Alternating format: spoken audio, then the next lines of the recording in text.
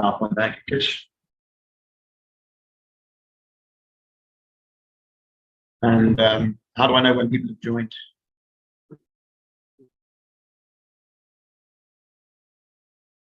Does it show does it show when people are joining?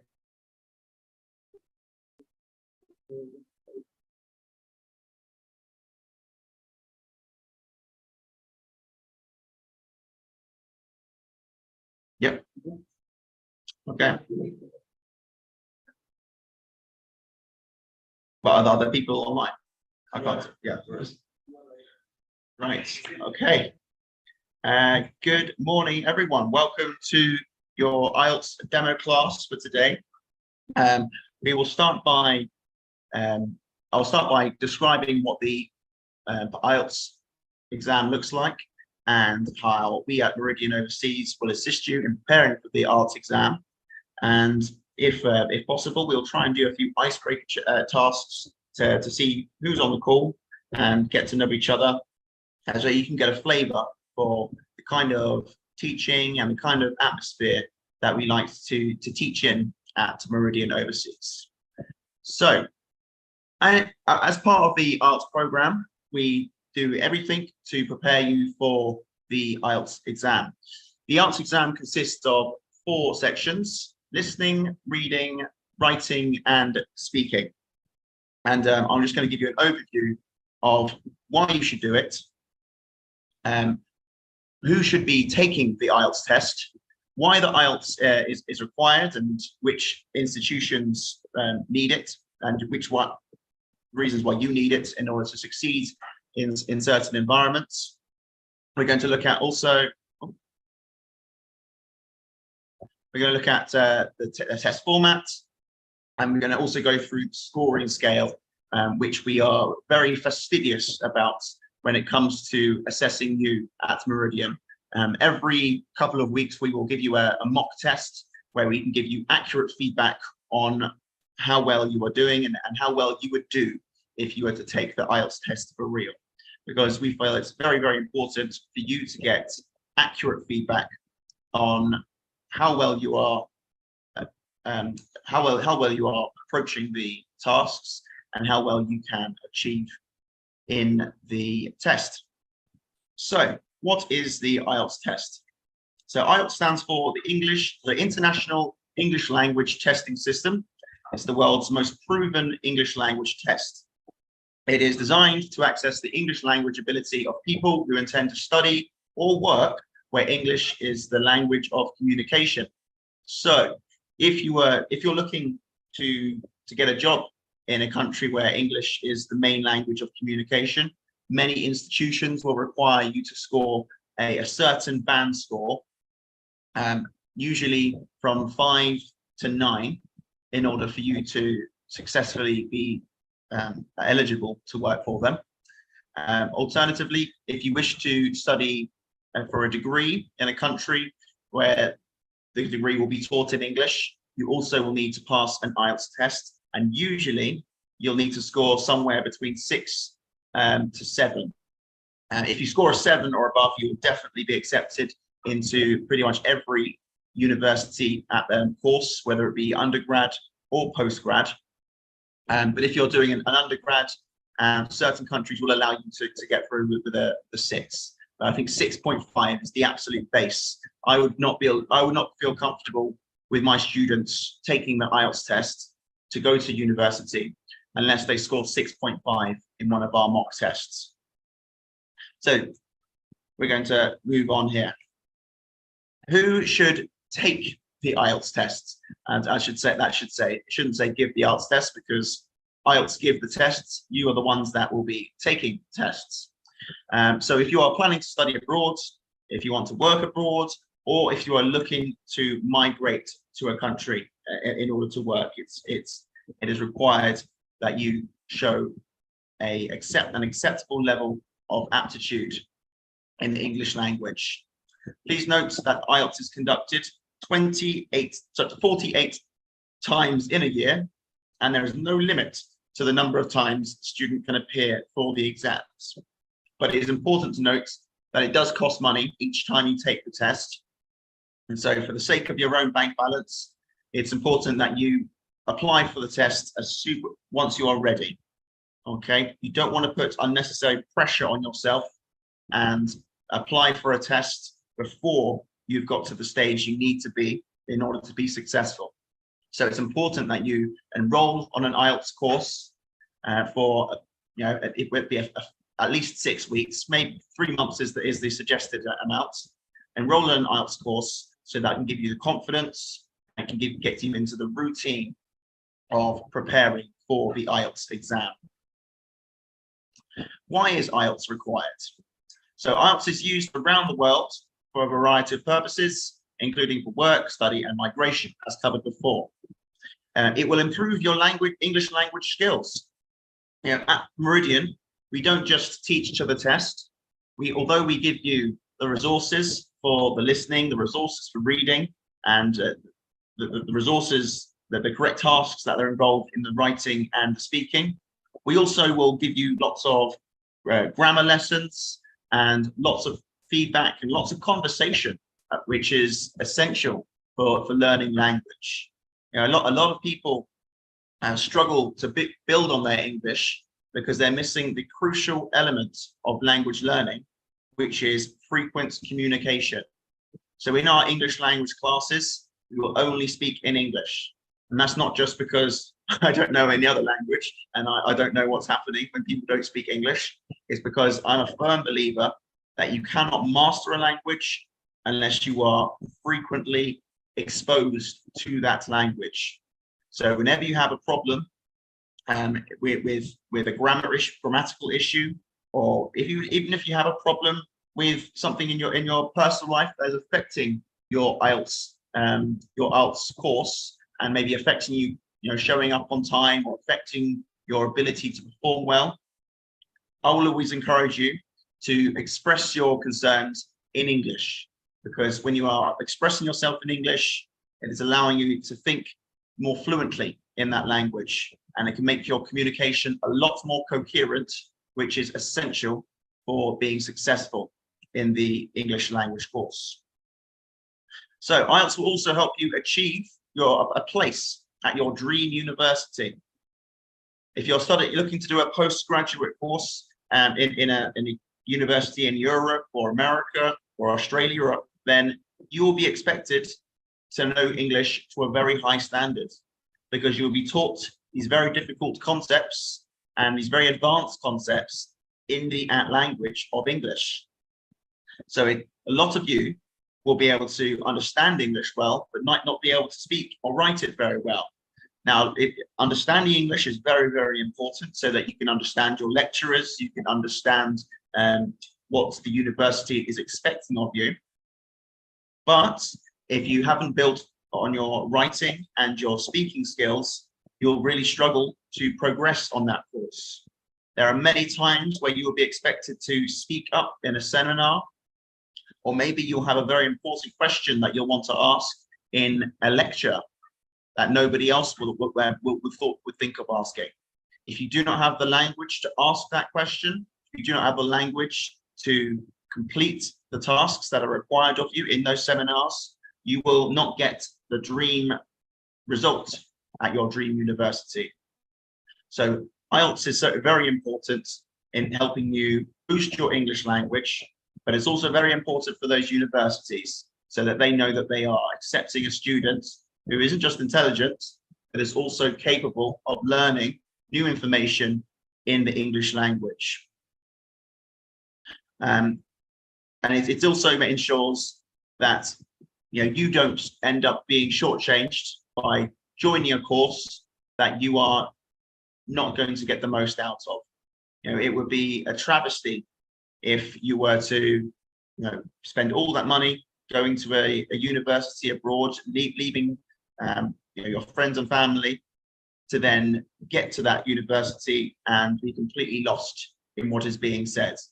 So it's important for the universities, and it is important for you as well. So once you've got an IELTS score that is very solid, like it's a 7 or above, you can go to that country and be confident that you are going to understand what is being asked of you and what is being expected of you. no matter how hard it is, if you've got a 7 or above, you will definitely be able to achieve your dream goal, your dream score at university. You know, it's certainly not going to be easy, but it definitely is within your ability. And getting a good IELTS score will give you that confidence, so that you can always remind yourself, no matter how hard life gets when you're studying, because look, studying is hard. And if studying is not hard, then you're not doing it right, okay? Because it's that the only way we do really learn, and the way we make fantastic achievement of ourselves, is when we are finding things hard. Not too hard, but certainly hard to the point where you're feeling just a little bit stressed. If you're not feeling a little bit stressed when it comes to your learning, you're probably not pushing yourself enough. On the other hand, if you're feeling too stressed and you're feeling like it's impossible, it might be because you have attempted a course that is not appropriate for you, or maybe you have not, you might not have the level of English that is required to learn in that course. But if you do well in your IELTS course, if you listen hard in your IELTS lessons that we provide for 6 days a week for 3 months for just, I think it's a little over 10,000 rupees, I think, for 3 months or 6 days a week of lessons, then you will know that you have the ability to learn in that language. And always remember, when you're at university, if you are really struggling with your course, there are plenty of counselors, plenty of pastoral support at these universities that can give you important guidance and reassurance that you are able to do this. You know, everyone that makes it to a university has earned their place there. And if you got to your dream university, you deserve all the support and guidance and advice that you are entitled to. So do make sure that when you do get to your university, and if you are struggling, make sure you reach out to somebody.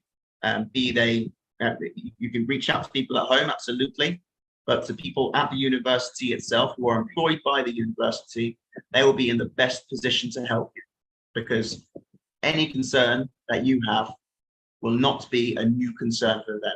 I can guarantee that any concern that you have at the university, should they arise, they will have heard it before, and they will know the best way to help you. And all it takes is a few conversations. So, why else is IELTS required? There are over 11,000 organizations in 140 countries that recognize the IELTS test. So, as you can see, passing the IELTS test is a real cause for celebration, because it opens so many doors for you. As you can see, it literally opens over 11,000 potential doors for you in nearly, I think, 140 countries. That's most of the countries in the world. You can get to see most of the places in the world, and be employable and be able to study in so many different places with this IELTS qualification. And also, finally, with the IELTS, you can now choose to take your test on paper or on computer. You know, there are more and more people that are struggling with old-fashioned ways of learning, and computer is a very good way of helping those people. So have a good think about whether you feel you would do better on paper or computer. And a lot of people have handwriting that is very difficult to read, or some people maybe find it very painful to write extensive essays with a pen or pencil. So it's very important that you consider which is best for you. And if you think you'll be more successful with a computer test, ensure that you are entering for a computer test. So there are 2 types of IELTS exams. You have academic and you have general. The general tests are taken by people moving to foreign countries for the purposes of PR and for jobs, and the academic tests are held for higher studies or any other course.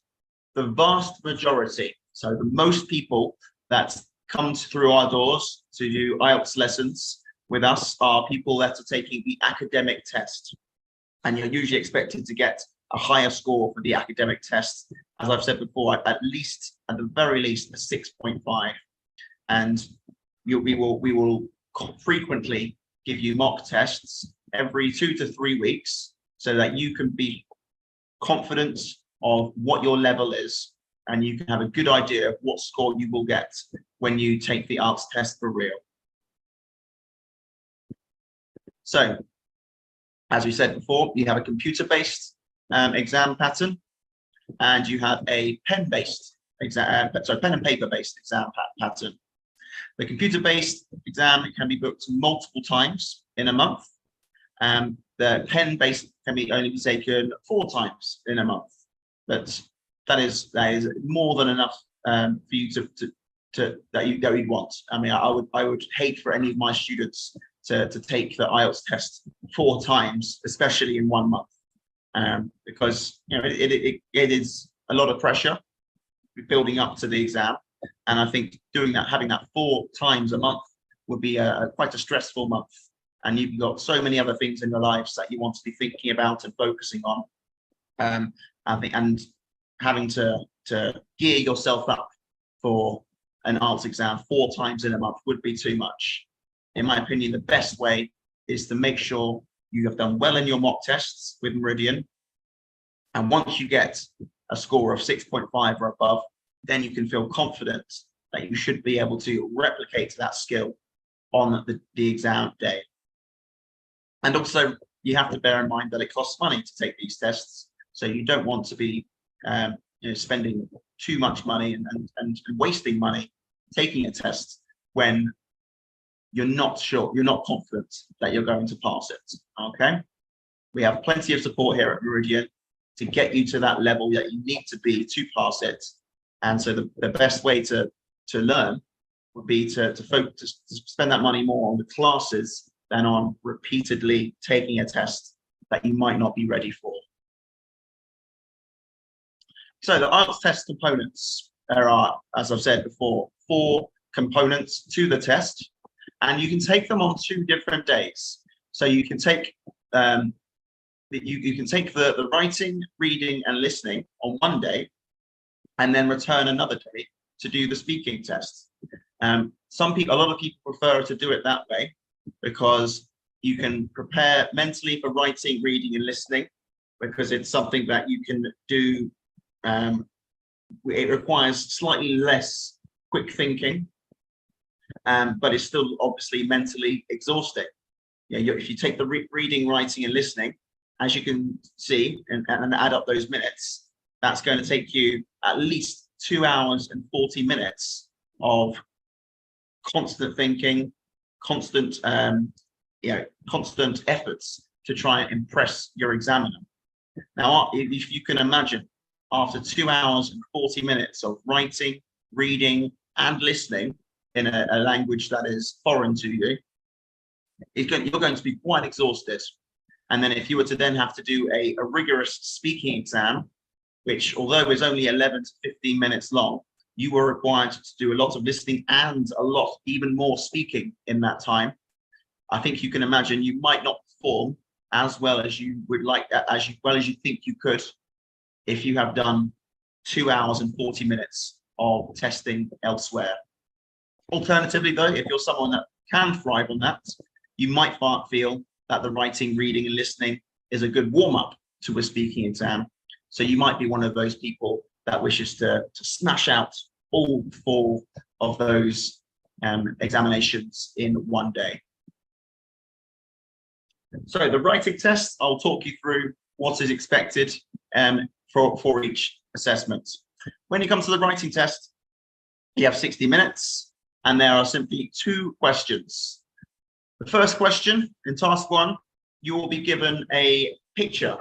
Now, that will either be a map, it could be a diagram, it could be a process, a table, a graph, or a chart. And it will give you a title of what it is showing you. And then there will be some statistics and numbers and a key to give you extra information. Now, it is expected that you are able to follow a basic map and to follow a basic table. And the task for you is to explain the changes in what is happening in the chart. It is important to show what the differences are being shown in a graph, or maybe where things are in a map. So it's a test of your basic vocabulary, where you're testing the verbs, you're testing adjectives, and you're testing nouns, as well as prepositions. Prepositions are the words that relate to how certain words are in relation to each other.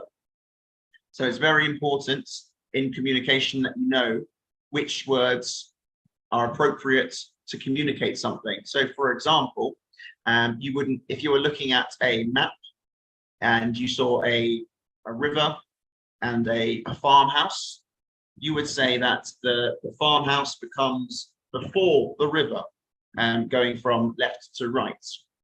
If you would say something like the farmhouse is in the river, then you would obviously be communicating something very wrong. It's a chance for you to show that you can accurately describe what is being shown in a picture or a map or a table. And the word limit is only 150 words, which might sound like a lot to some of you, but to be honest, 150 words is quite a short amount to just give very concise information about what is being shown in a diagram. For task 2, it's slightly more complicated and requires a lot more thought from deeper within your mind. This is where you'll be looking to give your opinions on certain subjects and topics. Now, you will not be judged on those opinions. However, you will be judged on how strong and coherent your arguments and points are.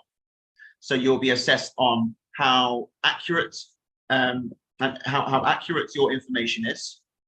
You will be assessed on how well structured your points are made, and you will also obviously be assessed on your grammar.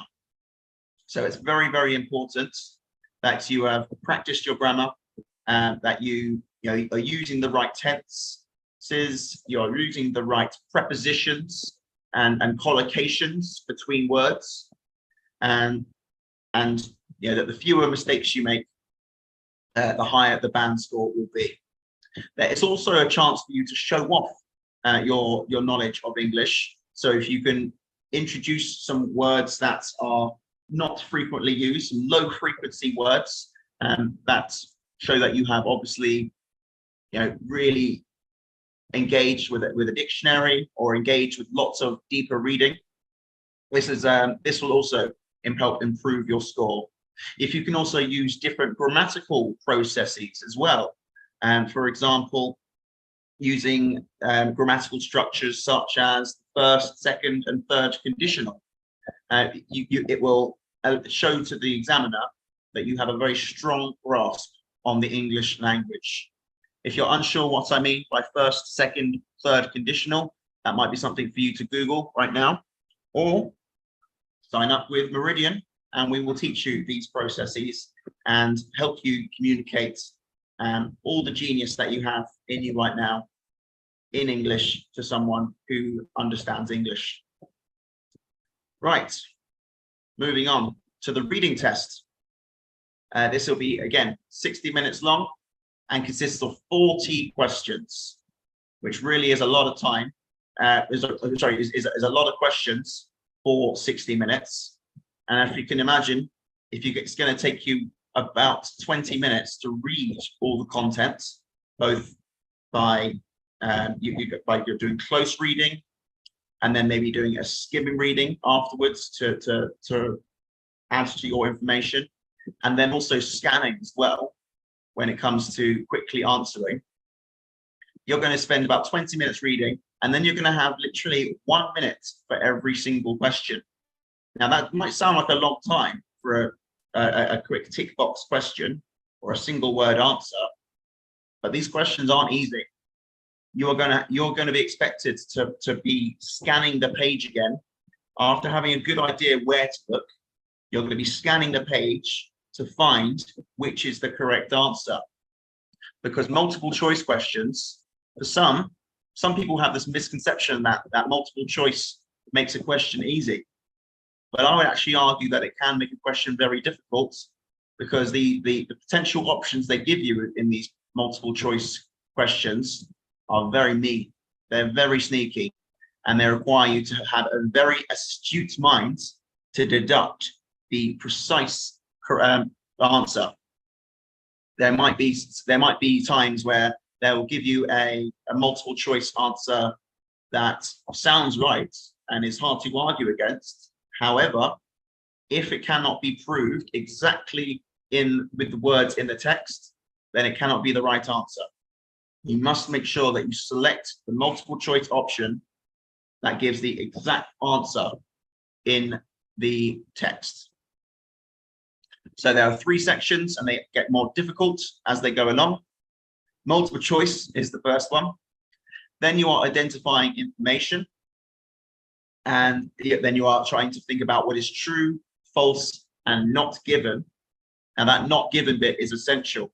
If it was just true and false, it would make it pretty easy. However, adding that third dimension of a potential question being something that is not mentioned requires you to really have to look carefully at what the question is asking you. And then finally, matching the headings and fill-ups. Matching the headings is about assessing how well you can get a gist of sections of a text. What I mean by gist is, what is the general idea of each paragraph and each section in a text? Because when you are writing an article, or even writing a blog post, it is very important that you structure it in a coherent manner so that you can organize your points in a way that makes logical sense, and it makes it easy for the reader to follow with a good pattern. What your option is in this question is to imagine you are the writer and imagine what is the point of each paragraph that they've written. What is the main point they're trying to get across in each section? Which is a very important thing that we do when we are reading and when we're analyzing a text. Okay, and moving on to the listening test. This is approximately 30 minutes with 10 minutes of transfer time to ensure you've got all the answers that you're satisfied with. There will be 40 questions with 10 questions in each of the 4 sections. And once again, you have multiple choice questions. You've got some fill the blank style questions, and there is also a map as well. So it's combining some of the aspects of the writing task, where you have to look at a piece of information and then consider what are the correct answers given what the person on the videotape is saying to you. And then we go on to my favorite section, the speaking test. This is a chance for you to get creative with the examiner. It's a chance for you to really show off your personality. I think this is the best thing about learning another language, is that you get to show off who you are in a completely different way of speaking. And you can let your personality shine through just with a little bit of a different flavor, because you're speaking in a completely different way that you were perhaps raised to speak with it. Now, the speaking test consists of 3 parts, and it will take around 11 to 15 minutes. If it does take 15 minutes, that's quite a promising sign, because that shows to the examiner that you are a confident speaker and you can talk at length about lots of different topics. However, don't assume that if your speaking test takes 15 minutes, that means that you have absolutely smashed it, because it possibly could mean that you have hesitated a lot or had to repeat yourself a bit too much. And hesitation and repetition and deviation are all things that can take away from your band score by the end of the by the end of the speaking assessment. So the task is a face-to-face interview with a very friendly IELTS examiner. You can find plenty of examples of the speaking test on YouTube. If you were to type in IELTS speaking test band 9 or IELTS speaking test band 8, you'll find plenty of examples of people around the world doing a speaking test with an IELTS examiner. And I would strongly advise everyone on this call to do that at some point afterwards. We will also be doing conducting these at Meridian as well, to show you what a band 7 looks like, what a band 8 looks like, and even what a band 6 looks like, because I think it is important as well to see where someone can improve despite being someone that can just about get the right score to go to a university of their dreams. There are also plenty of podcasts that you can follow. If you just type in onto maybe Spotify or Apple Music, or maybe even YouTube, IELTS speaking examples, there are plenty of podcasters out there who are dedicated to showing you what sort of things come up in an IELTS test, because it's very, very broad, because it's a very diverse world up there. There are lots of things to be talking about, and so that you can get your opinion across, get your personality across, and it will give you lots of flavor about what you can talk about in the IELTS exam. So to help you with speaking tests, as well as coming to Meridian, you can use YouTube and apps like Spotify to your advantage. You don't even need to pay for Spotify. That's what I love about India. I've got Spotify, and all I have to do is put up with adverts every 6 or 7 songs. But the Spotify in India is much better than the Spotify that we have in UK. But also podcasts on here are so easily accessible as well. And it's really important that you're using these free resources to your advantage to complement the very best education that you can get from IELTS examiners, especially at Meridian. So what types of questions do you get in the speaking test? Well, the first section, part 1, starts off with a 5-minute interview. This is where you'll be expected to talk about yourself. The interviewer will ask you, what your name is, where you're from, what can I call you, and then they might ask you just about any general question about what kind of movies you like, what kind of transport do you take, what kind of sports do you like, what are your hobbies, what is your favorite thing to do in the summer, what are your favorite festivals, be they religious or national festivals. I mean, it can really range from anything. And you're not expected to give very long and profound answers. It's just a very basic conversation. It's what we call small talk. Okay, it's like when you get to meet someone and you just want to get a feel for what their voice is like, maybe what kind of what are their interests. You're not expected to go deep into what your passions are. You're not going to talk about how you're going to change the world, or what you think what your really important political opinions are in this section. You're just going to talk about things that interest you, things that make you happy, maybe things that make you frustrated, what things are important to you. It's important that you don't ramble too much in this section, because you want to give the interviewer an opportunity to ask you lots of different questions. But on the flip side, it's also important that you don't give curt, flippant answers. So you don't want to just give one-word answers. Okay, give answers that are about 1 to 2 sentences long, maybe 3 if it calls for it, and you've got something really interesting to say. But part 1 is just a very quick question-answer interview, where the interviewer might ask you anywhere between 10 to 15 questions over the course of 5 minutes. Then we move on to part 2, which is where you're expected to give a mini speech. Now, some people find public speaking, very terrifying. In fact, in the UK, people were given a questionnaire on what they're more afraid of, and what they're afraid of most in the world, and more people wrote public speaking than death. I don't know if that says more about their lives or if it says more about the fear of public speaking. But part 2 can be quite daunting for some, because it's not actually public speaking, it's still private speaking. You're just talking to one person. However, you are expected to speak for at least 90 seconds.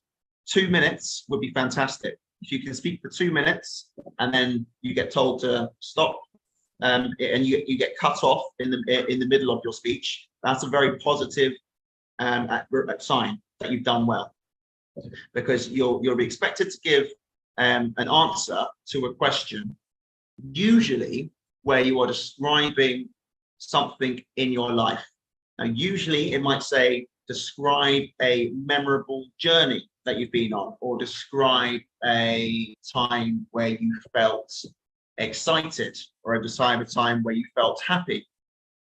Now, it does sound quite daunting that you have to try and think about something to talk about for 2 minutes that you've been given no preparation for, but you are given 1 minute to read the cue card that they've given you.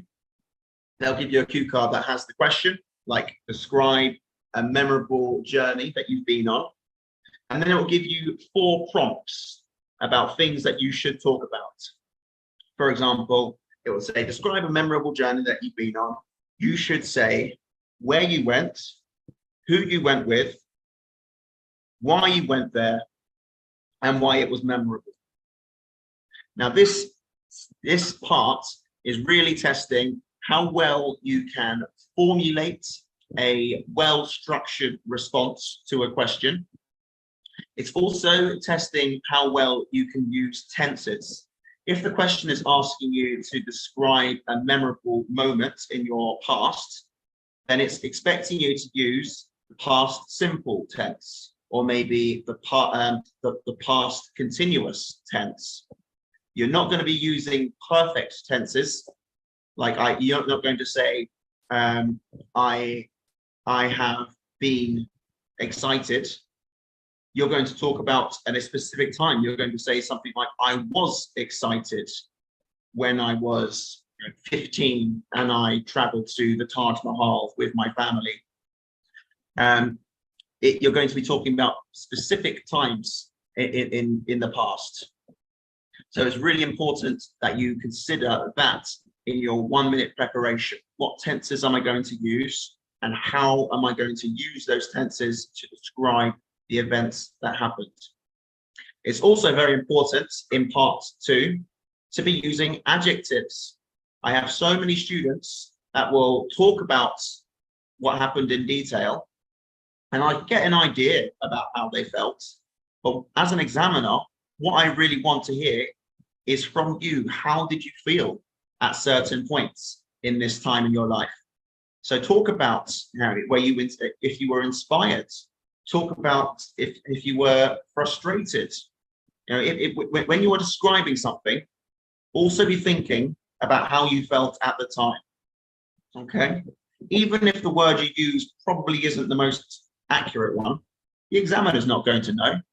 So, for example, if you said you were extremely excited to be going to see to be going to Agra on a long trip, you might not have been excited. Maybe someone upset you that morning and put you in a bad mood. That's something you can mention in that speech, but it's something that you could just pass that off, and you can just talk about how you generally people would have felt in that situation. The examiner is not going to know if it's true or not. All that's asking you to do is for you to fluently express yourself in a way that makes sense and can be followed in a coherent manner. So that's the second part. And finally, in the third part, you'll be given some follow-up questions.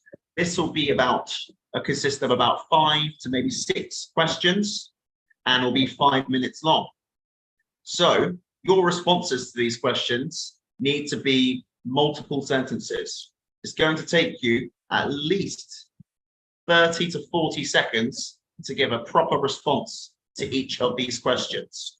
If you're not speaking for long enough in response to these questions, so if you're not giving profound answers to these questions, it's going to cause the examiner to have to come up with more questions to dig deeper. If the examiner is asking you 7 to 10 questions in this section, it's going to look too much like part 1 of the assessment, and it's going to not reflect very well on certain sections of your score. It might affect your vocabulary score. It might affect your fluency and coherency section.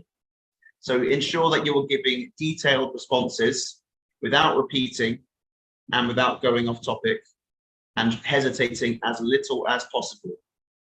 It is important to note that a little bit of hesitation is acceptable in the speaking exam.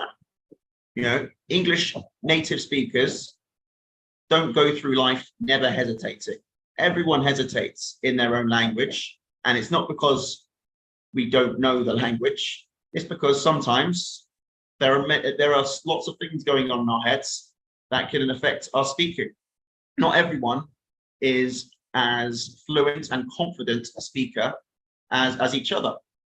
So you could be not the most confident speaker generally in whatever language, but still score high in the speaking test, as long as you work really hard to compose yourself and then you demonstrate all the fantastic skills that you have in that language. Now, the follow-up questions in part 3 will always relate to what was asked of you in question 2. So, for example, if you were asked about a memorable journey that you went on, the follow-up questions might have something to do with your opinions about tourism or your opinions about traveling in general. So, for example, then you might be asked, what is tourism like in your country? You might be asked, do tourists have a good reputation in your country? You might be asked, what are the positive aspects and the negative aspects of tourism around the world? You might be asked just anything to do with journeying or traveling. You might be asked, what can governments do to make tourism more accessible in your country? So this question these questions can be quite tricky because it requires you to have an opinion. Now, remember, just like in the writing section, you're not going to be judged on your opinion. You know, this isn't an election. You're not going to be voted in or accepted for a job based on the opinions that you have. What's happening is you're being assessed on how logical your points are, how coherent your points are, and obviously how well you are pronouncing words and how well you are using the grammar. Okay, so please don't worry that what you're saying doesn't reflect your opinions as a person. Maybe you'll say something in the test that you probably wouldn't have said in Hindi or Tamil or whatever your mother tongue is. You might say something that you think, oh gosh, why did I say that afterwards? Don't worry about what you've said. All you have to worry is that the grammar and the pronunciation of the words are to the best of your ability. That's all you should be focusing on in the speaking tests, okay? So do not be thinking about giving the most perfect answer at this stage. Because remember, a lot of you are still learning the language. When you get to your dream university, you'll have plenty more time to absolutely master the English language and be, you know, one of the best speakers in the world, like Shashi Tharoor or something. But you're not expected to be Shashi Tharoor right now. You're expected to try and get a 7, 8, or 9 in your arts tests to show to the university how that you are competent and you're good at this language, and you obviously have the ability to become an absolute master at it at some point. Now, I'm going to give you an example of what part 2 looks like.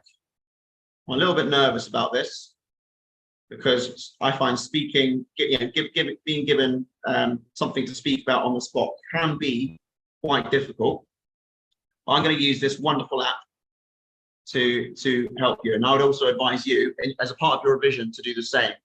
This is an app, I'm sure you've heard of it. It's quite a controversial app. It's called ChatGPT.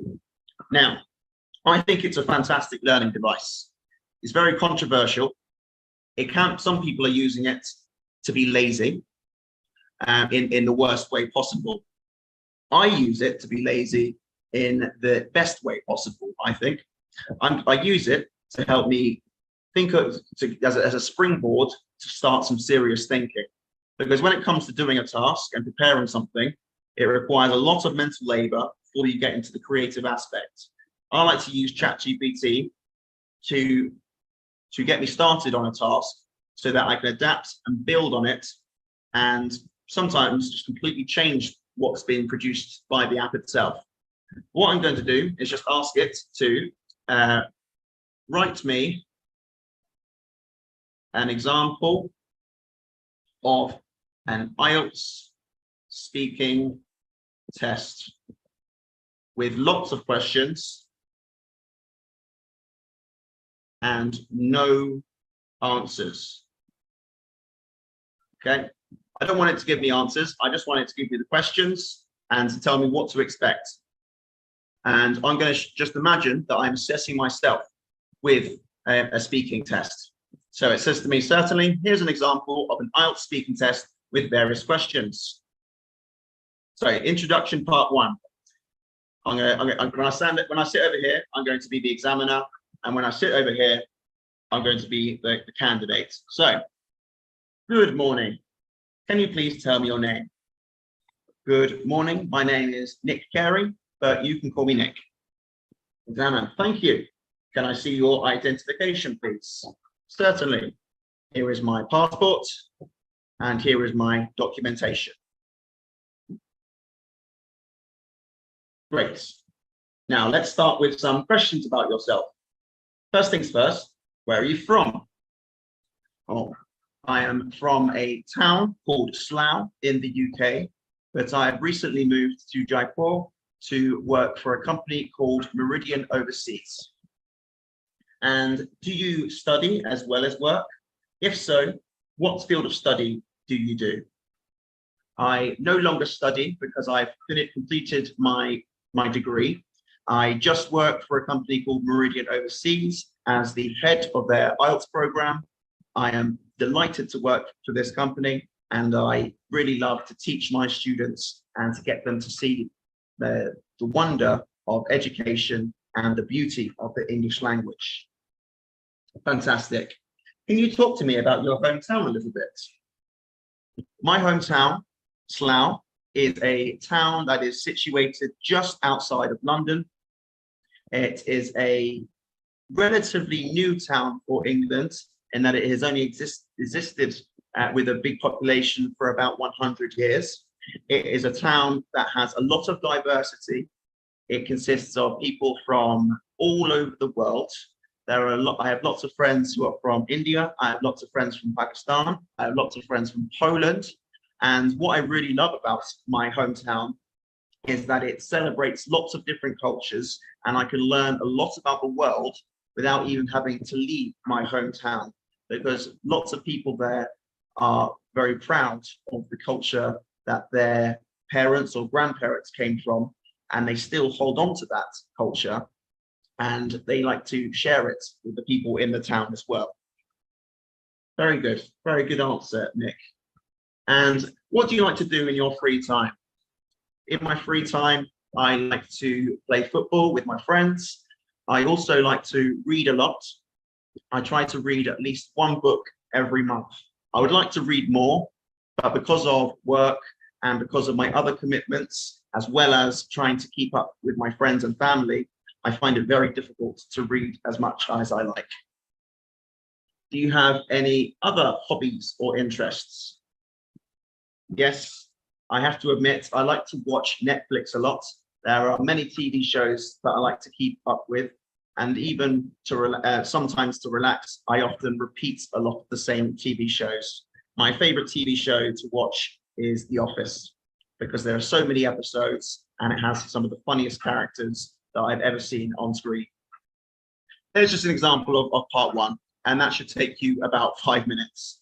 Now, going on to the trickier section of part two, ChatGPT says this. Now, I'd like to speak to you I'd like you to speak for 1 to 2 minutes on the following topic. You have 1 minute to prepare before you start talking. Here is your cue card. And the cue card will look something like this. Okay, not much information, but I'll read it out to you. Describe a memorable event from your childhood. You should say, what was the event? When and where did it happen? And why was it memorable to you?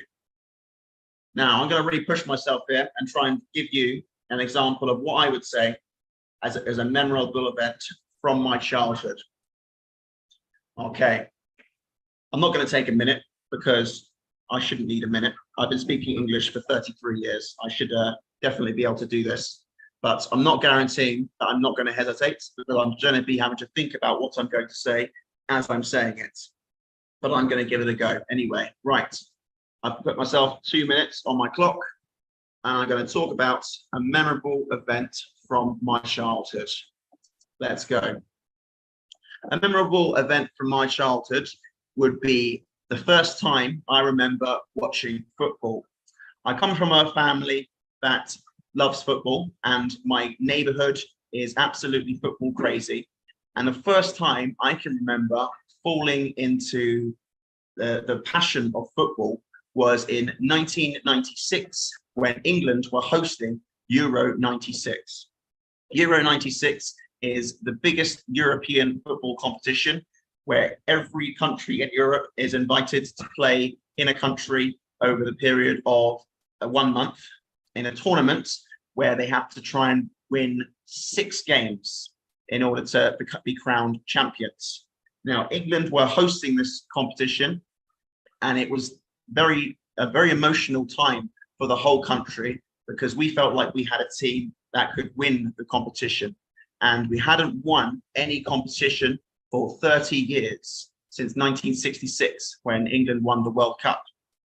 Now, I obviously wasn't alive in 1966. I had only been alive for 6 years in 1996. So it would have been a spectacular occasion for the nation if we could have won. Now, we won our first few games in the group tournament. We beat Scotland in a very hotly contested match, because Scotland are our closest rivals. It was a brilliant day when we beat them. However, the most heartbreaking and devastating moment came in the semi-final, when we lost to Germany. Now, England and Germany are seen as very hot rivals, and we lost to them on penalties, which means that we played for 2 hours of football where no winner could be found. But sadly, we lost right at the end, when Gareth Southgate, who is now the England manager, missed the penalty, and we got kicked out of the Euros. And as you can hear there, the timer is going off. And as you can see, I probably did hesitate a little bit. And in fact, I didn't even tell the truth throughout all of it. My whole family weren't massive in football. I think only my brother was a massive football fan at the time. And we didn't actually win our first few games. I think we might have lost or drawn one of our first few games. But those facts don't really matter. Okay, you're not expected to tell the truth for those 2 minutes. I mean, you're expected to tell a lot of the truth, obviously, but you're not expected to be 100% accurate in your facts, because you're only given a little bit of time to prepare. It's about showing how well you can describe your emotions and how well you can accurately talk about the past. Okay. And I'm not going to go through part 3, because we do need to move on. But essentially, I'll give you an example of what sort of follow-up questions you would be expected to receive. So remember, that question I was responding to was a memorable event from your childhood, and I chose to speak about Euro 96. Where then the follow-up questions would be things such as, how do you think childhood experiences can shape a person's adult life? Well, I can tell you, I always am very pessimistic when I'm watching England play football, and I never expect us to do well, which is why whenever we do quite well, I tend to lose it emotionally, and I become an emotional wreck because I just cannot believe that we could potentially be winning something. England still have never won anything significant in my lifetime, and I still don't expect us to ever win anything, no matter how good we might be at something.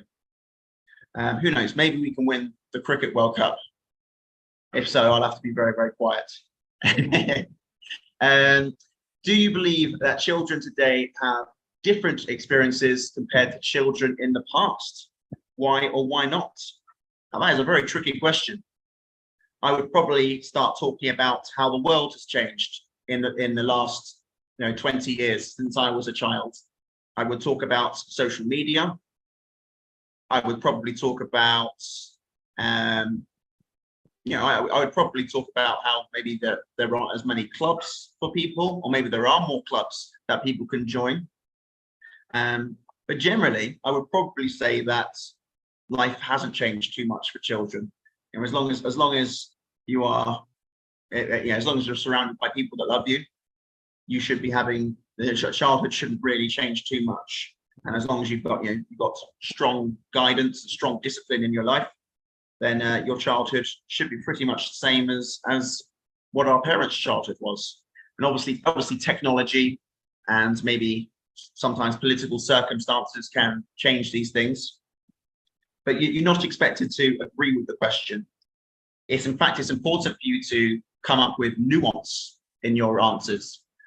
Try and talk about, try and agree with the question. Try and agree that yes, life for children has changed now than it was for when we were children. But you can also talk about how many things have stayed the same. Having family occasions, going to weddings, celebrating religious festivals, enjoying fireworks, enjoying ice cream, things that children all love. That's not changed really. But I would certainly probably talk a lot about screen time and these things. They can be amazing, but they can be very dangerous as well. And I would probably give a lot of my opinions on how children these days are given too much time to look at screens. What role do parents and teachers play in creating memorable experiences for children? That'll be a third question. Gosh, quite a tricky one there. But again, just talk about what your parents have done for you in your life. Talk about what you've seen your friends' parents do for them. Talk about the teachers and think about the most important teacher that you had growing up and how have they affected you. You could even talk about your IELTS teacher and how fantastic he is if you come to Meridian. Next question forward is, in your opinion, is it important for children to have a variety of experiences while growing up? Now, that is quite a loaded question. I think you're probably expected to say yes to that question, because you wouldn't want to say, no, children should have like a small variety of experiences. Of course, you wouldn't say that. You might want to talk about the benefits of a variety of experiences, but then also talk about how you need to not maybe spoil children. You don't want to give children everything that they ask for, because I don't know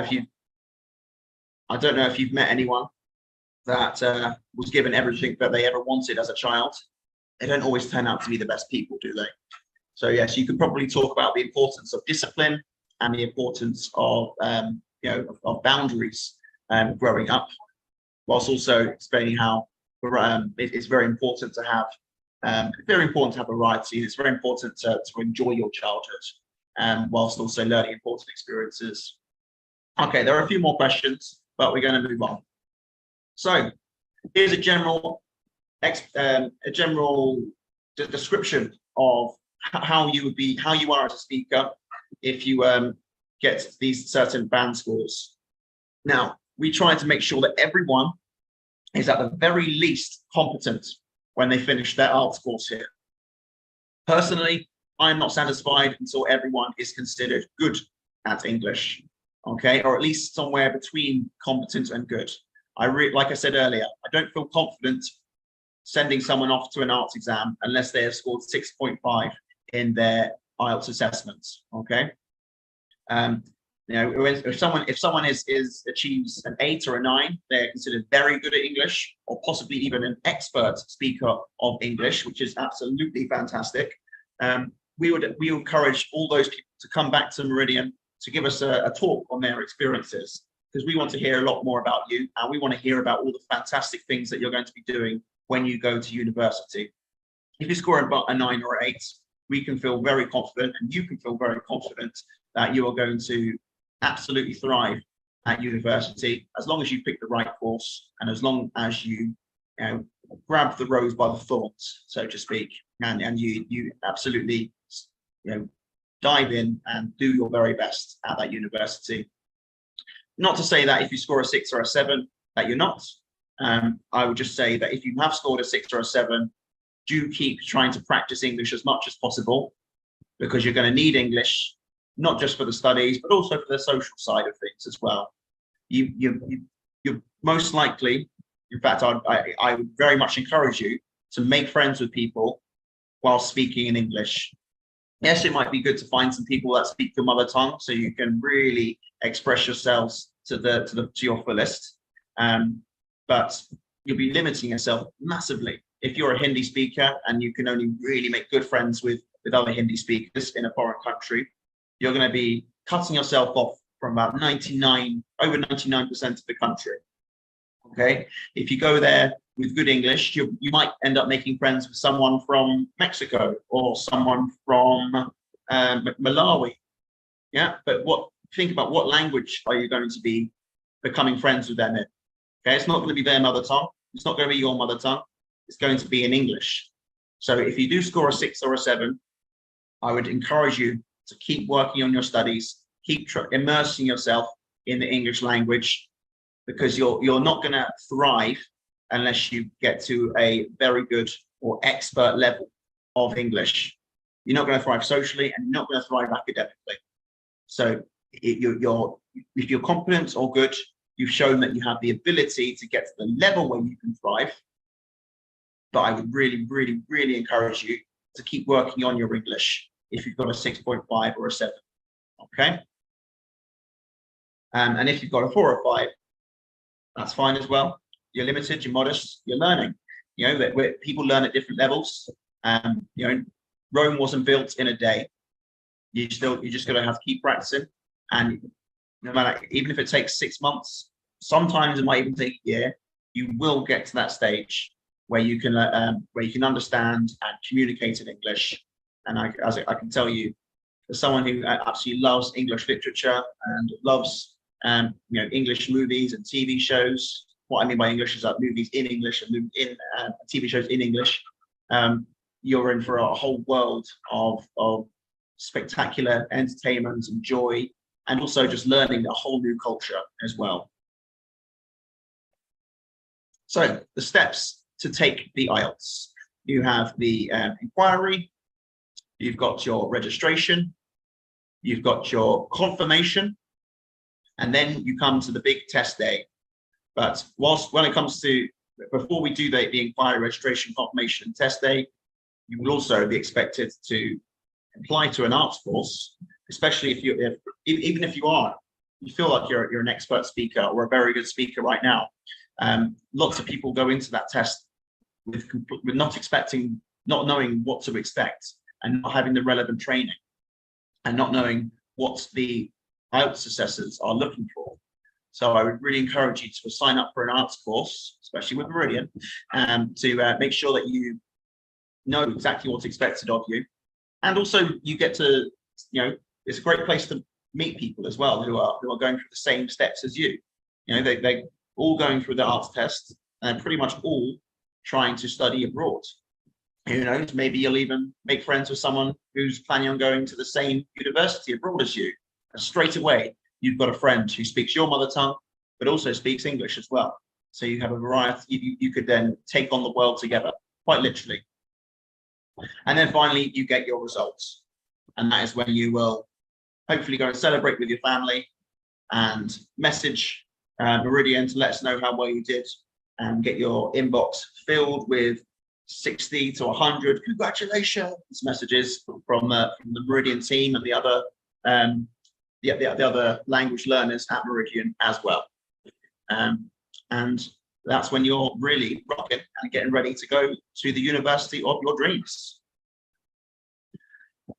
So, things to keep in mind. The computer-based exam has to be given on one day only. So you make sure you have to do all 4 components in that one day for the computer-based exam. In the pen paper-based exam, you can give listening, writing, and reading on one day, and then you can take the speaking test on a different day. You must keep your passports handy on the exam date, and the results of the declaration. And the computer-based exam result will be declared within 4 to 5 days, and the result of the pen paper-based exam will get aired 13 to 14 days after you've done the assessment. I think it's good for you to book an arts test whilst you're still with Meridian. 2 weeks before you've done, maybe you finished the course with Meridian, and of course you've scored well enough on your mock tests, because if, touch wood, you don't get the score that you need, you're still having regular classes, still interacting with English speakers, both experts and also learner as well, and you'll then be in a good position to know where to improve and then book again straight away. So I think if you're someone that has scored 6.5 or a 7 on a mock test and maybe didn't perform so well on the exam day, I still would think you're someone that could probably rebook again and take that test again, and just learn from the mistakes you made on the exam day.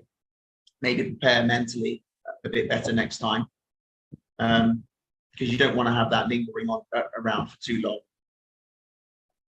So that is the end of our of my presentation. I feel like I've gone through exactly what is expected in the IELTS exam. At Meridian, when you come to our classes, we start the day with a little meet and greet for 5 to 10 minutes, where we will catch up on current affairs and talk about what is interesting us, maybe talk about our mornings, because I think it's very important for us to refresh, to keep our language fresh, and also just to keep it friendly. Then we do a listening test, where you have to have headphones, and we will present you a listening test with questions and answers for you to submit.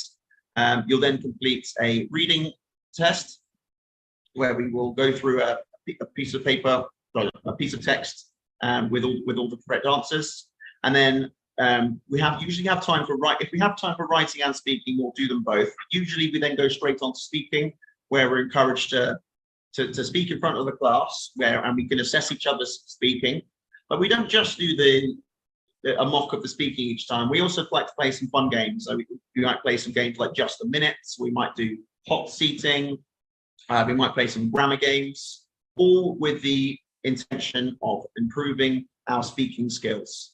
And it's just so important that for those 3 hours each day, from Monday to Saturday, you are immersing yourself in the English language. And I can really see from my time of being here, I can really see that the people that thrive are the people that are constantly trying to speak English all the time, because it then just becomes second nature to them.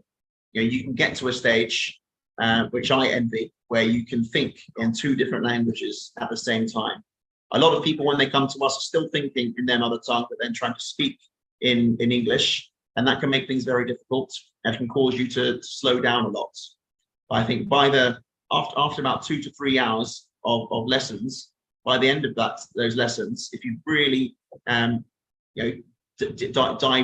in and done your best, by the end of it, you're even thinking in English, and you've got that syntax, so that of how English works, and so you can just communicate exactly what you want to say in the language that you need to be communicating it in.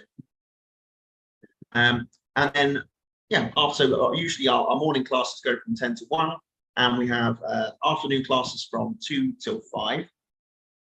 And it runs very smoothly. We keep a very friendly environment. We don't kick you out straight away at 1 o'clock. Sometimes, if there's time, we're the IELTS assessors be happy to talk for a little bit at the end to get to know you, because you're not just students, you're human beings, and we want to know about you. We want to know what your passions are. We want to know why you want to study abroad. What are your goals? What are your dreams? Because this is the kind of environment we like to have at Meridian. Although we might not be your friends per se, but we are friendly people, and we want you to learn in a welcoming, friendly, and open atmosphere where you're free to ask any questions that you're concerned about. If you even with me, I'm from a very different culture in UK where you can ask me questions, you can challenge anything that I say, and you can as long as it doesn't interrupt the lesson, you're free to ask me any questions that are on your minds. Okay, because I think that is the best way for us to learn, is by just complete open communication. Okay, as long as there is mutual respect, there are no silly questions in my classroom. Okay, going to take just a little break. I would like to get to know some people on the call. We can play maybe a few icebreaker tasks, but I'm just going to take a break for about 5 minutes, and afterwards we can play a few icebreaker tasks where I can get you to speak for a while as well. Okay. So I'm just going to pause. I'll mute my video for now and pause the video for 5 minutes, and we will return. I'll tell you what, we'll say 7 to 8 minutes, so I'll return again at 1 p.m., just before 1 p.m. So make sure you are back by 1 p.m., please.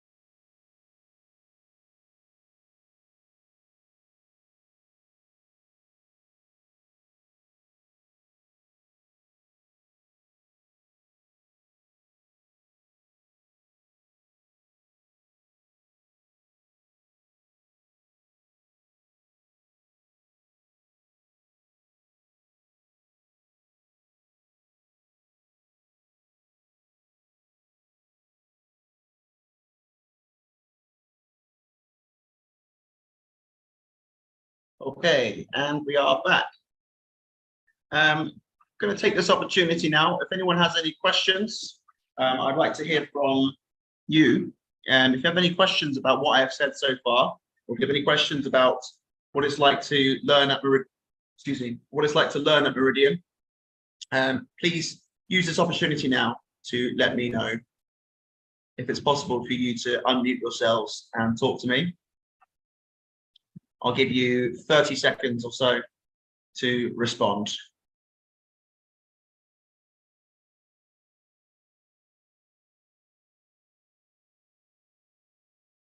You can also use using the live chat as well.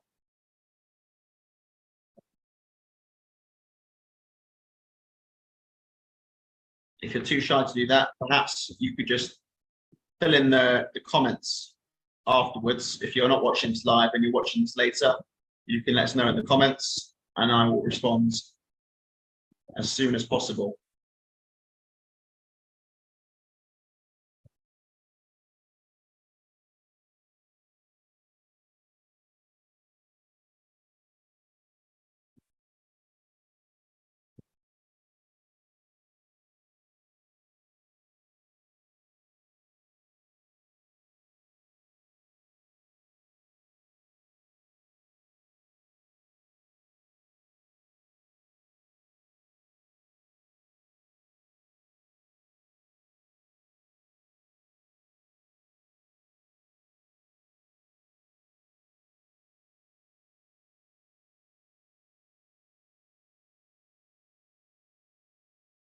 Let's see, actually, if I can find. In fact, if you just bear with me, I'm just going to speak to my technical team to see how I can find your comments, if there are any. Bear with me. Back in.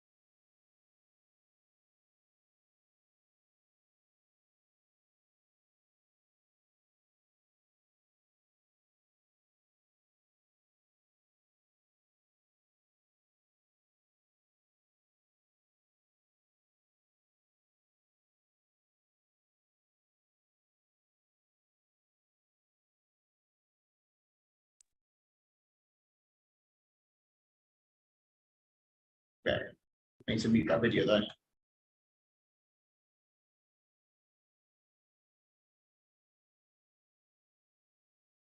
Okay, welcome back. I can see now your comments. Hello to Govind. Hello back. Give you a little love heart there. Thank you for saying hello. Thank you for engaging. And hello to Imtiaz Ahmed Khan. This is quite fascinating. It's very kind of you to say so. Just to conclude the rest of this call, I am going to give you a few tips and tricks. If anyone would like to play a little game, maybe do a little get to know each other kind of game, we can maybe play something like 2 truths and a lie. In fact, I'm going to tell you 2 truths and a lie about myself. And in the chat, I want you to try and tell me which one you think is the lie. So the first truth or lie I'm going to tell you is that I am part, right, so I'm going to say I have lived in 5 different countries. I've lived in 5 different countries so far in my life. Second truth or lie I'm going to say is I am part of an environmental activist group based in Jaipur. And third lie I'm going to tell, or truth I'm going to tell you, or lie I'm going to tell you is I have completed 2 marathons.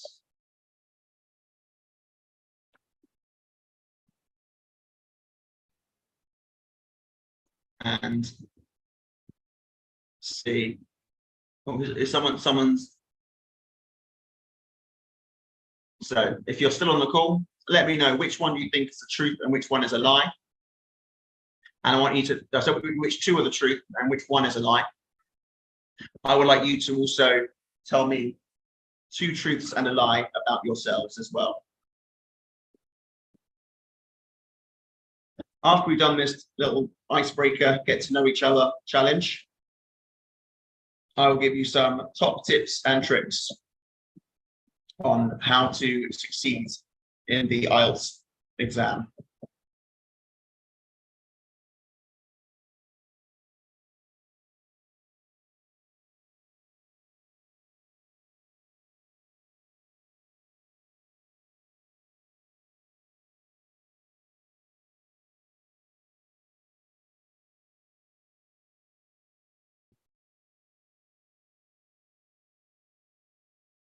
I'm going to change my name to that bit, so that's my presentation now. Yeah.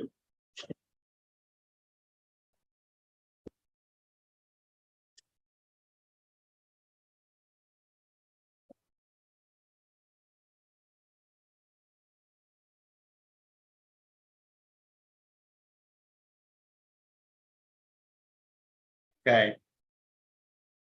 Seems like we're being a bit shy on the chat. So we're going to go straight into, I'm going to go straight into the top tips and tricks on how to succeed in the IELTS exam. So,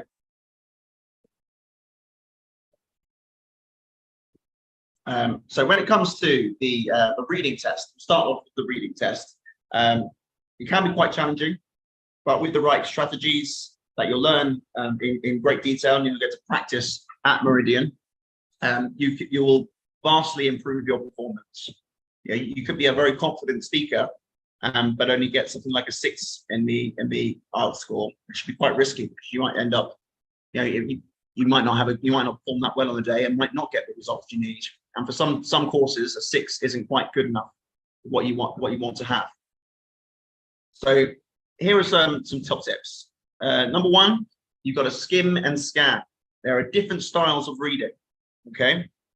Before reading the passage, it's important to quickly skim to get a sense of the main topic and structure. So when you're skim reading, you're not sort of looking at every single word with real detail and trying to completely understand every single sentence. You're looking through the whole text. You might read a whole line of text in just like 2 seconds, maybe. And if you imagine, so that means if you're reading a text that's got something like 40 lines, you might be able to skim that whole section in about a minute and a half. Okay, so that will give you a gist of what is going to come up. You'll be able to pick out the key words. Usually those are the key nouns, which will give you a key idea of what the assessment is about. It also gives you a sense of the main topic and the structure. Okay, and then scanning techniques is what will come afterwards. This is where you'll find specific information and key words. This is something that would come once you've read the questions. Okay, once you've read a question, you'll then scan the text again to get a quick, and after you've skimmed it and then read it properly, the scanning should give you a quick idea of where to look for each question. Okay, because you'll think the question will ask you about a certain thing in the text, and you'll think, oh, they mentioned, let's say the text is about Einstein's theory of relativity, and it asks you about where he came up with the formula, okay, or how he came up with the formula. You'll think, oh, that the formula that was in paragraph 2. So now I'm going to scan paragraph 2 to find the precise answer that I want to get. Okay, so scanning is when you're looking in a lot more detail, and you're making sure you've got the absolutely correct answer. Okay, but if you've skimmed well and read it well before, the scanning should come a lot more easily, and you know exactly where to scan for the right answer. Before diving into the passage, I would skim the passage in about a minute, maybe. Then read the questions. Before properly reading the passage, read the questions first. This will help you give an idea of what, it literally tells you what you're going to be asked about, but it also helps you know what to look for when you're reading. So when you're properly reading the text, you'll be like, okay, that's what question 3 was about. Oh, that's what question 4 was about. Okay, so when it comes to question 5, I'm going to come back here. Yeah, this is what your mind is going to be thinking as you're going through the text properly. So you skim the text in a minute or so, read the questions, then read the text properly, and then go through the questions. Read a question, scan for about 30 seconds to a minute, get the answer. Scan for 30 seconds to a minute, get the answer. Sometimes you might only take 20 seconds to scan, which is a great bonus. And as long as you're confident you've got the correct answer, move on to the next one, because that will give you more time to answer the more difficult questions. Thirdly, manage your time. Allocate a specific amount of time for each question and for each passage, and then stick to it. This is like I was saying earlier. If you've got the easy questions at the start that you're confident you're going to get right, then move on to it. Don't dwell on an answer for too long. Okay. This will also give you the confidence to go through it and know that you have time to go back and check your answers at the end.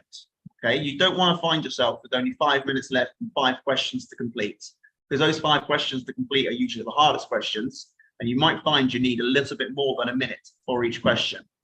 And if you haven't given yourself enough time to answer a difficult question, you're probably not going to get the right answer.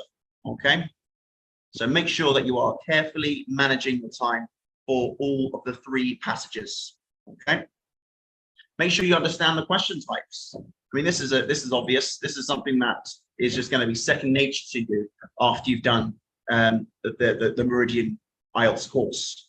Okay, because you'll be so familiar with the questions, you'll be so sure of what the tips and tricks are to help you succeed. So you'll know you've got multiple choice. You know that the multiple choice will also be followed by a true and false and a not given kind of question. Okay, and you'll know what sort of ways they try to trick you will be, because those true and false questions are almost sort of like trick questions.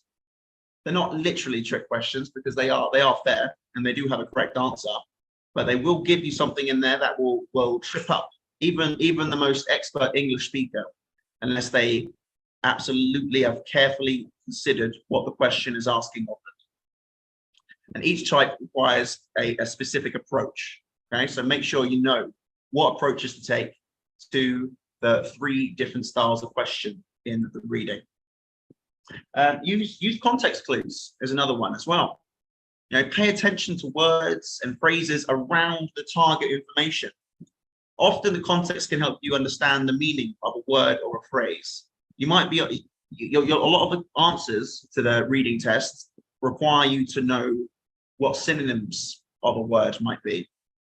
The question won't ask, the comprehension question will ask you about something, or it might have a true or false answer about something, and the word you're looking for in the question isn't in the text. However, it does have a synonym of that word in the text. So it's really important that you have a very strong vocabulary and you can identify what lots of different words mean. A good way to help boost your vocabulary is to be very confident on prefixes and suffixes. Okay, I'll show you an example of what I mean by prefixes and suffixes.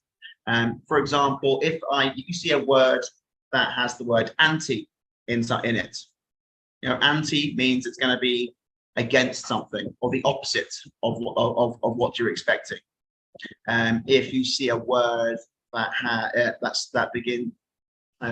the word auto somewhere in the middle of it, A-U-T-O, auto, it means it's something to do with the self, it's something to do with it being done by itself.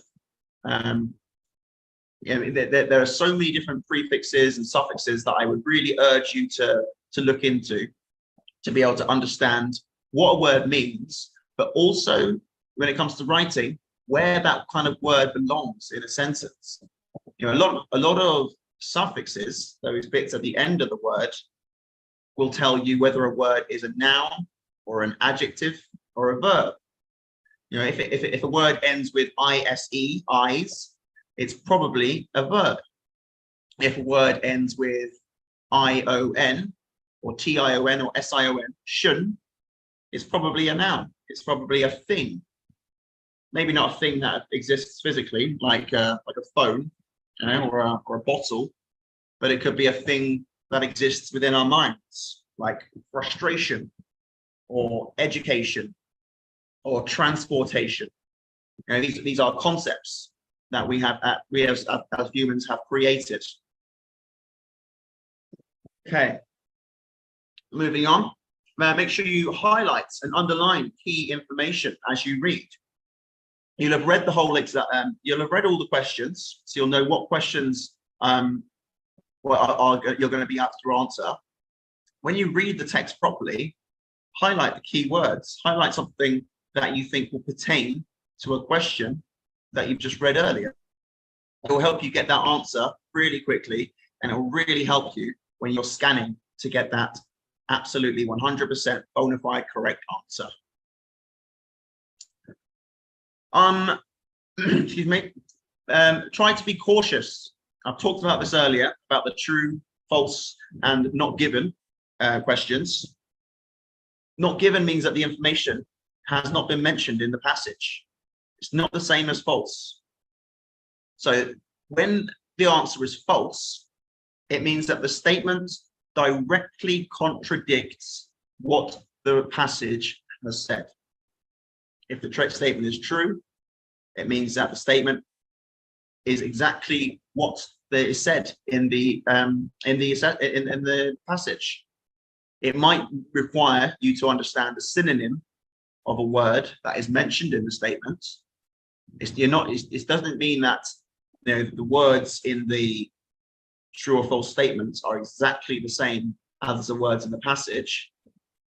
Sometimes to ascertain something is true, you need to be confident about the synonyms, about the words that relate to the words in the passage. And finally, not given is a very quite a common one. It's literally, if you cannot say for sure whether something is true or false, that's when you say not given.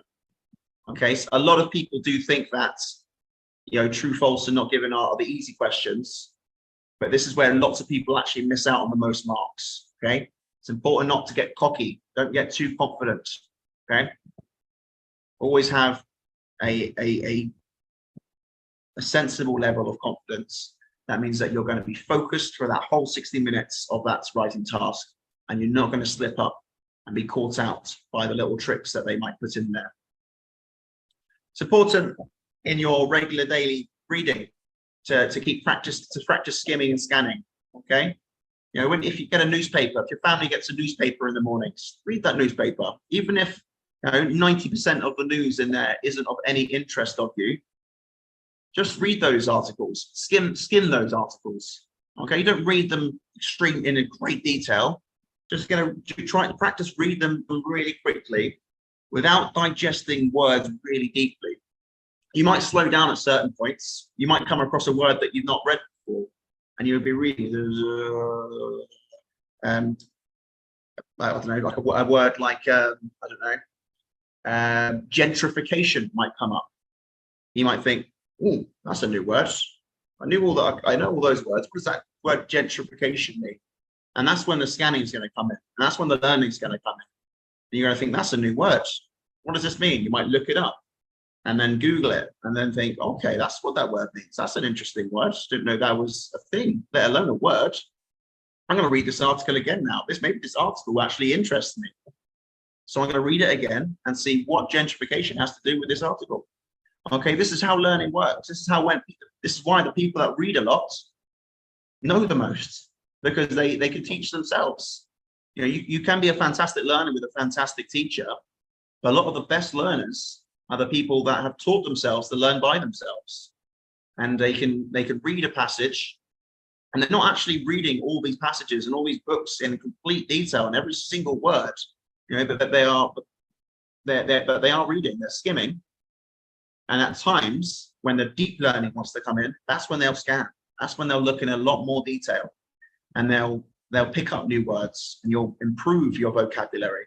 So do practice reading a lot. Read the newspaper that comes into your house, or pick up a newspaper, or go onto websites that will that will have interesting information. Now, even the Meridian website has got plenty of blog posts that you can follow with lots of information about what's happening in the international education sector. Read those. Stay informed about where your life is going, but also improve your English at the same time. Okay, moving on. Improve vocabulary. I'll tell it to every single person that I meet. You know, I love teaching people new words, and I love being taught new words. You can develop a relationship with words. You know, when you learn a new word, I think it's important to just remember the moment that you were in when you learned that word. I find that with so many words when that come up. Like, I remember the word. I always remember where I was when I first heard the word procrastination. You know, I think I was 13 years old. I was playing my PlayStation. I had a homework assignment due in the next day, and my mum turned the PlayStation off and said, "It's time to stop procrastinating." And I thought, I'm not procrastinating. I'm just playing FIFA. That's not. What is procrastinating? And then, she told me, well, procrastinating is when you're putting off important things that you should be doing and doing things that are much less important. And when I learned that was a word, that there was actually there's a name for that concept, I realized I'm not alone. It made me feel a lot less lonely. In fact, I thought, wow, I'm not the only person that does that. That must mean that millions, billions of people procrastinate all the time, and it's something that we all struggle with. And so I always remember, when there's a good word, I always remember where I was when I read it. And usually, if I'm honest, where I was when I learned a new word, I was probably sitting down reading a book or reading a magazine or reading a newspaper. Okay, not everyone has the luxury of having people around them to teach them new words all the time, but everyone has the luxury in this day and age of being able to learn new words through reading and through the magic of the internet. Okay, you've got Google that can tell you the definition of pretty much every single word of every single language that's ever existed. Use it to your advantage, improve your vocabulary. Because, like I said earlier, the bigger the vocabulary you have, the less alone you might feel. You realize that the human experience is pretty much universal, and we have names for almost every feeling. We've got names for almost every single type of human behavior. So reading widely is so important to boost your vocabulary. I'm just going to pause it for 1 second. Bear with me for 1 moment.